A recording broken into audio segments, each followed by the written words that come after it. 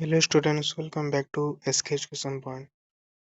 ନବମ ଶ୍ରେଣୀ ପିଲାଙ୍କର ଯୋଉ MIL ଏକ୍ଜାମ ଅଛି ତ ତା ପାଇଁ କିଛିଟା କ୍ୱେଶ୍ଚିନ୍ ଦେଇଛି ପୁରା 100% ରିଅଲ କ୍ୱେଶ୍ଚିନ୍ ପେପର। ମତେ ତ ମୋ ଦେହଟା ଟିକେ ଖରାପ ଅଛି, ସେଥିପାଇଁ ମୁଁ କ୍ୱେଶ୍ଚିନ୍ ଟା ଅପଲୋଡ କରିପାରିନଥିଲି, ଲେଟରେ ଅପଲୋଡ କଲି, ସେଥିପାଇଁ ସରି।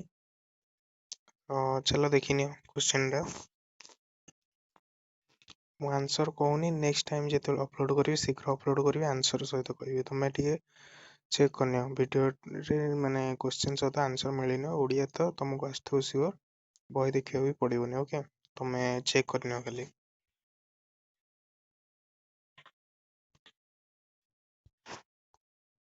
ତମେ ଚାହିଁବ ବୋଲେ ସ୍କ୍ରିନଶଟ୍ ବି ନେଇପାରିବ। ଆମର ଟେଲିଗ୍ରାମ ଗ୍ରୁପରେ ଜଏନ୍ ହେଇଯାଅ, ଡେସ୍କ୍ରିପସନରେ ଲିଙ୍କ୍ ଅଛି। ହ୍ୱାଟ୍ସଆପ୍ ଚ୍ୟାନେଲରେ ବି ଜଏନ୍ ହେଇଯାଅ, ସେଇଠି ତମକୁ PDF ସହିତ ମିଳିଯିବ।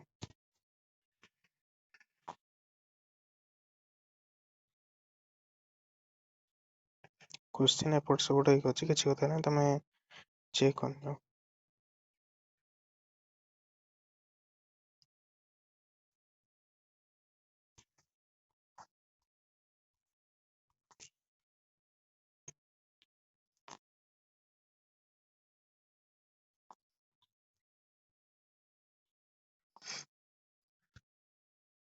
ଆମ ଚ୍ୟାନେଲକୁ ନୂଆ ଆସିଥିଲେ ନିହାତି ଭାବେ ସବସ୍କ୍ରାଇବ କରିକି ବେଲ୍ ଆଇକନକୁ ଅଲ୍ ନୋଟିଫିକେସନ୍ ଅନ୍ କରିକି ରଖିଥିବ, କାହିଁକିନା ମୁଁ ଏମିତି କ୍ୱେଶ୍ଚିନ୍ ତମ ପାଇଁ ଅପଲୋଡ କରୁଛି। ଓକେ, ଫାର୍ଷ୍ଟ ନୋଟିଫିକେସନ୍ ତମ ପାଖକୁ ହିଁ ଯିବ ଯଦି ତମେ ମାନେ ସବସ୍କ୍ରାଇବ କରିକି ରଖିଥିବ ଚ୍ୟାନେଲକୁ।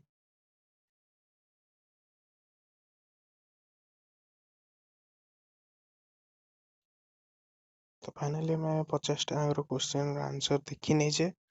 ଓକେ, ତ ଏବେ ବେଷ୍ଟ ଅଫ୍ ଲକ୍ ସମସ୍ତଙ୍କୁ। ଯଦି କହିବ ବି ତମ ପାଇଁ ଯୋଉ ସବଜେକ୍ଟିଭ ଅଛି, ସବଜେକ୍ଟିଭର କ୍ୱେଶ୍ଚିନ୍ ରହୁଛି ଆନ୍ସର ଆଣିବା। ଓକେ, କାଲି ଏକ୍ଜାମଟା ଦେଇକି ଆସ, ନେକ୍ସଟ ଟାଇମ୍ ମୁଁ ଶୀଘ୍ର ଅପଲୋଡ କରିଦେବି।